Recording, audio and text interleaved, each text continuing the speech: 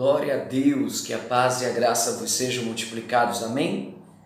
Vamos para o nosso 31º dia, dia 31, da leitura do livro Uma Vida com Propósito. E o tema de hoje é usando o que Deus lhe deu. Visto que nos descobrimos moldados nessas partes excelentes, formadas e maravilhosamente funcionais do corpo de Cristo, passemos adiante e sejamos o que fomos feitos para ser. Romanos 12, verso de número 5. O que você é um presente de Deus para você. O que você faz consigo é um presente seu para Deus. Primeiro tópico: Deus merece o melhor de você. Ele o formou para um propósito e espera que você faça o máximo com aquilo que recebeu. Ele não quer que você se aflinja ou cobice talentos que não tem.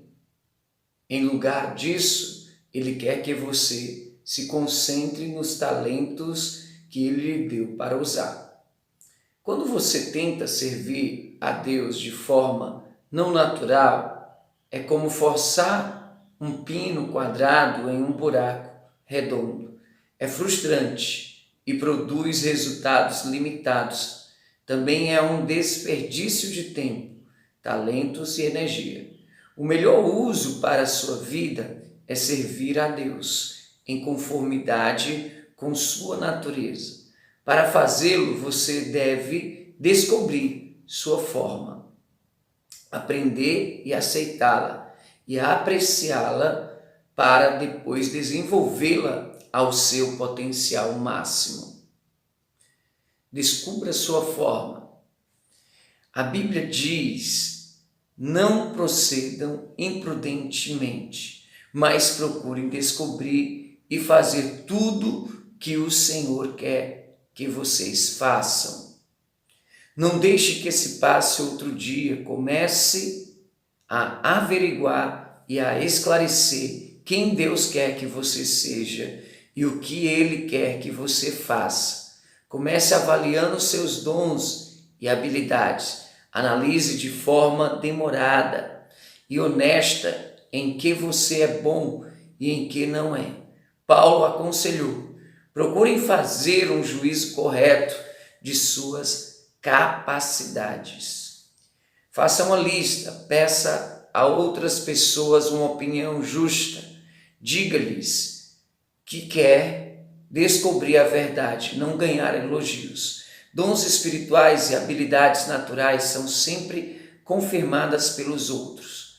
Se você pensa ser talentoso para ensinar ou cantar, mas ninguém mais concorda, adivinhe. Se você quiser saber se tem o dom de liderança, basta olhar por cima do ombro. Se ninguém o estiver seguindo, você não é líder. Faça perguntas assim: onde pude ver frutos em minha vida que foram confirmados por outras pessoas? Onde já fui bem-sucedido? Exame de dons espirituais, lista de capacidade pode ter algum valor, mas estão limitadas à sua utilização. Em primeiro lugar, elas são padronizadas.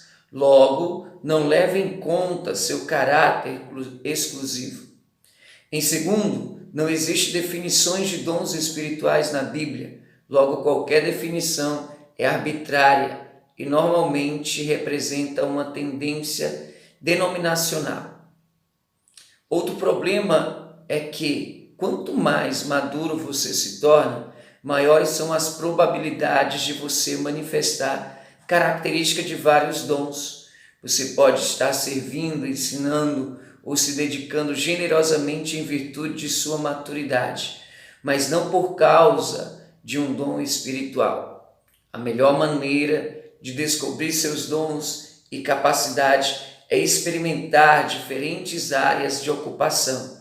Eu poderia ter feito uma centena de testes para dons e habilidades quando era jovem, mas jamais descobriria que tinha o dom do ensino, porque era algo que eu nunca tinha feito. Foi somente após ter começado a aceitar convites para palestras que vi os resultados. Outras pessoas confirmaram e então percebi, Deus me dotou para isso. Muitos livros apresentam o processo de descobrimento de trás para frente.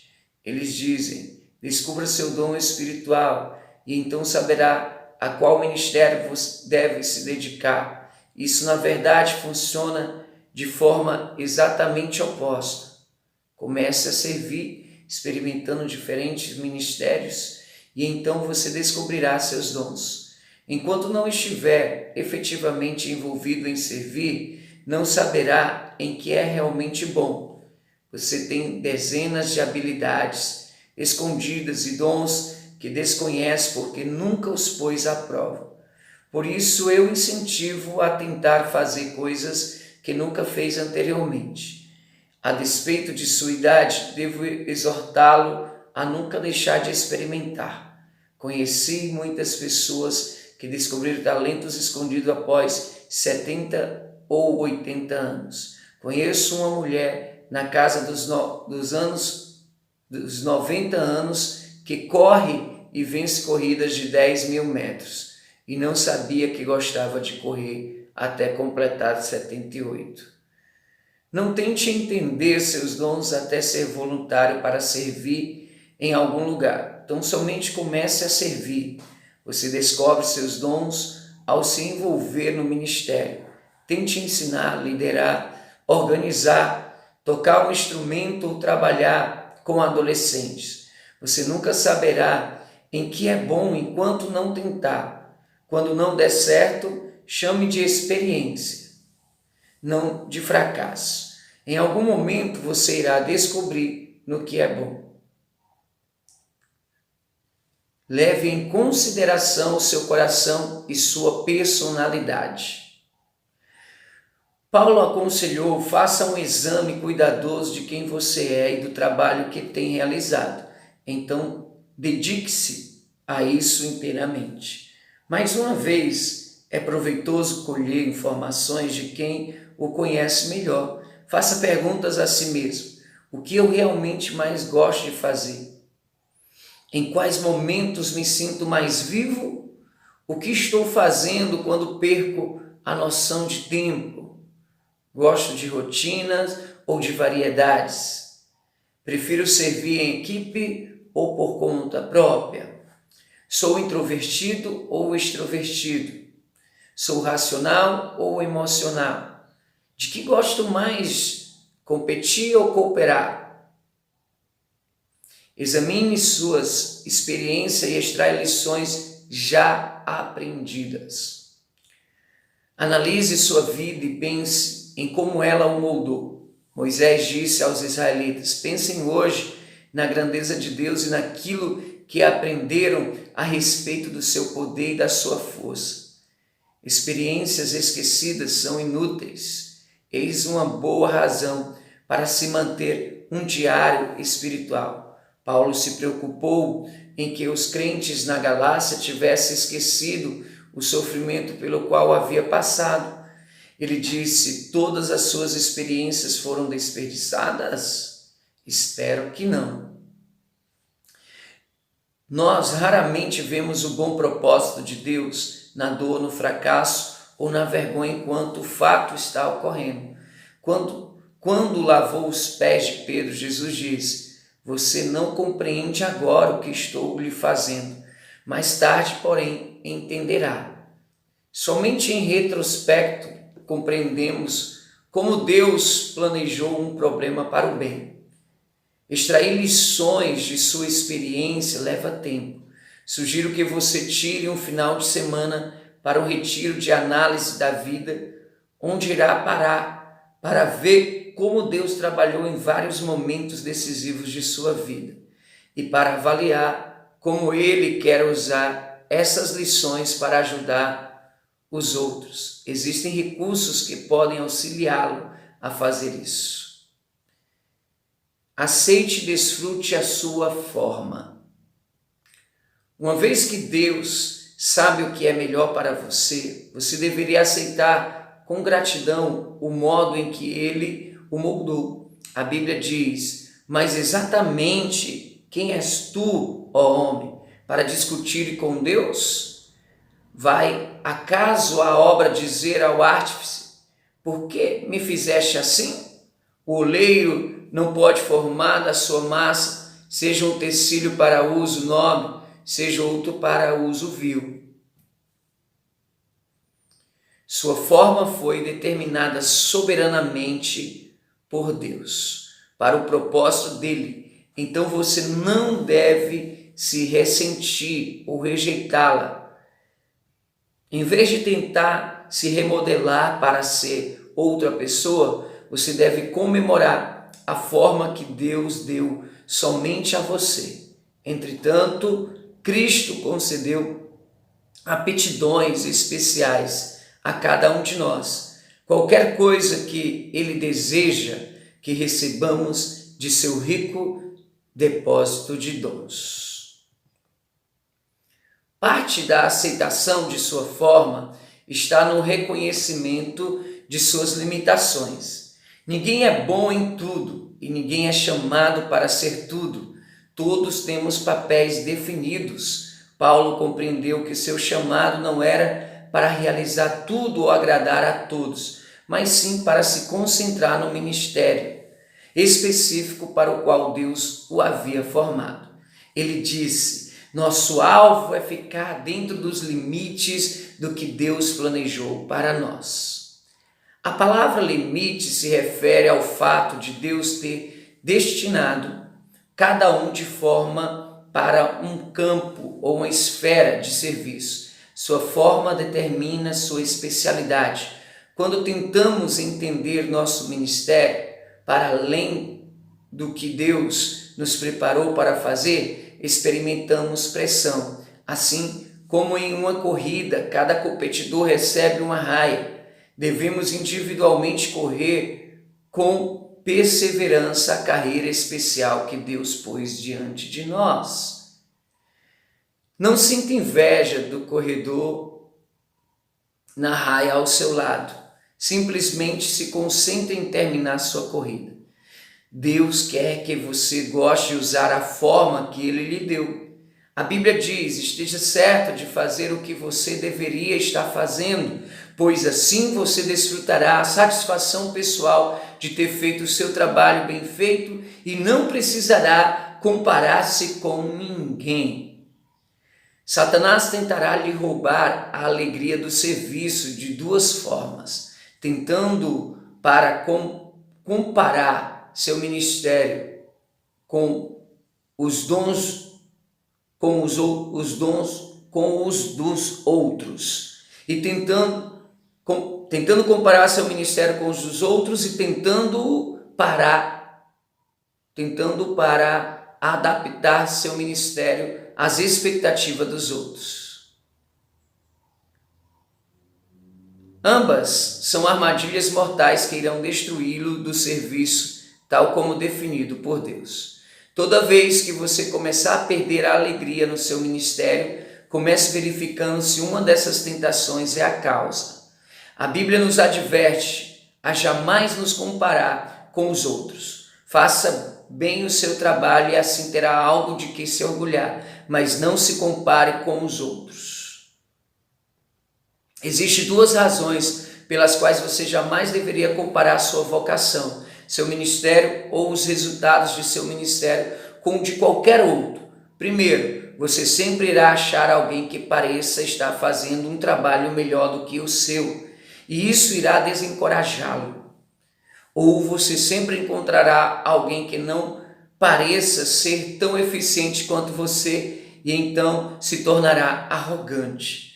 Ambas as atitudes lhes tirarão do serviço e roubarão sua alegria. Paulo disse que é tolice nos compararmos com os outros. Ele disse: não temos a pretensão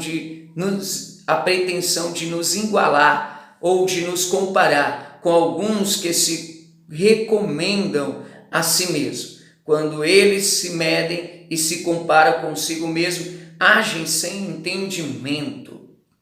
A paráfrase deste versículo, segundo a versão, a mensagem, diz: em toda essa comparação, meditação e competição, eles acabam perdendo o que é mais importante.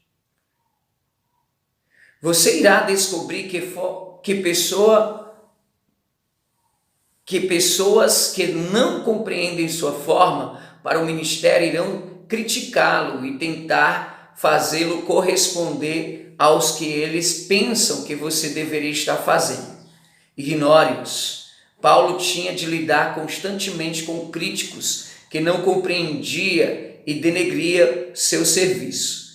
Sua resposta era sempre a mesma: evite comparações, resista aos exageros e almeje somente os elogios de Deus. Uma das razões por que Paulo foi usado tão poderosamente nas mãos de Deus foi ter recusado a ser distraído por críticas ou por comparação de seu ministério com o de outras pessoas, ou ser arrastado